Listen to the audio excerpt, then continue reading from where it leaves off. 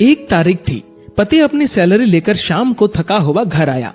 पत्नी इसी इंतजार में थी कि कब पति आएगा।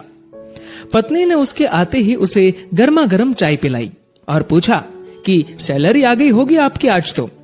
पति मुस्कुराहट के साथ बोला कि हाँ, और इस महीने ओवर टाइम का 12,000 रुपए बोनस भी मिला है। पत्नी की खुशी का ठिकाना नहीं रहा। पत्नी मीठी आवाज में बोली, क्या हम इस रविवार को शॉपिंग कराए? तो पति बोला कि ठीक है, लेकिन सिर्फ एक शर्त पर, कि यदि तुम हफ्ते में कम से कम 1 बार मेरी माँ से फोन पर बात कर उनका हाल पूछोगी तो। पत्नी ने दबी आवाज में हाँ कर दी। पति सिर्फ ये चाहता था कि उसकी माँ और उसकी पत्नी के बीच जो भी अनबन है वह दूर हो जाए। ठीक 2 मिनट बाद पति के मोबाइल पर माँ का फोन आया। उधर से माँ बोली, कैसे हो बेटा? बेटा बोला, माँ मैं ठीक हूँ।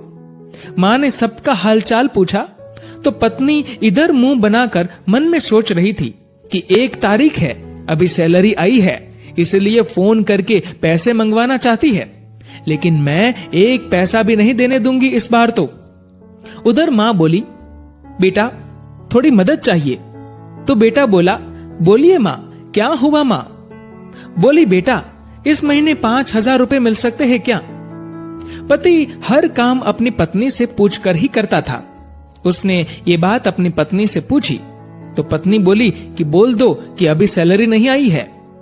बेटे ने माँ से कहा कि माँ अभी सैलरी आने में टाइम है। माँ बोली, बेटा कैसे भी करके भिजवा दो प्लीज, हॉस्पिटल में इलाज के लिए चाहिए। पति ने ये बात पत्नी से दोहराई। पत्नी बोली, माँ से बोल दो कि सरकारी हॉस्पिटल में इलाज करवा ले। पति ने माँ को यही सलाह दी तो माँ बोली, बेटा उधर इलाज सही से नहीं होता और वह ध्यान भी नहीं रखते। इस बार तो पत्नी को गुस्सा आ गया और वह अपने पति से बोली कि बोल दो उन्हें कि हमारे सर पर पहले से इतना बोझ है और अब इससे ज्यादा हम सह नहीं पाएंगे, इसीलिए सरकारी हॉस्पिटल में ही इलाज करवाओ। पत्नी के शब्द बिगड़ गए ये बोलते हुए कि वैसे भी 4-5 दिन की मेहमान है। पति इस बार बोला कि ऐसे तो मत बोलो माँ के बारे में। इस बार पति को थोड़ा गुस्सा आ गया, लेकिन मन को शांत करते हुए माँ से बोला, माँ इस महीने नहीं हो पाएगा, इसलिए सरकारी हॉस्पिटल में ही करवा लीजिए आप इलाज। माँ उधर से भीख मांगने लगी कि बेटा प्लीज 2,000 रुपए तो दे दो। तो पति आंखों में आंसू के साथ पत्नी से बोला कि कम से कम 2,000 रुपए तो देने दो। पत्नी गुस्से में थी, लेकिन जैसे तैसे मान गई और बोली कि ठीक है, बोल दो कि 2,000 रुपए भिजवा देंगे कल। तो इधर पति बोला, सासू माँ आपको कल 2,000 रुपए भिजवा दूंगा।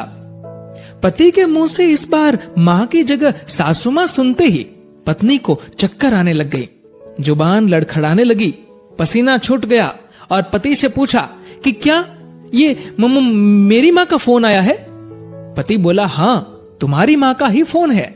मैं तो तुम्हारी माँ को भी अपनी माँ ही समझता हूँ, लेकिन तुमने कभी मेरी माँ को अपनी माँ की तरह समझा ही नहीं।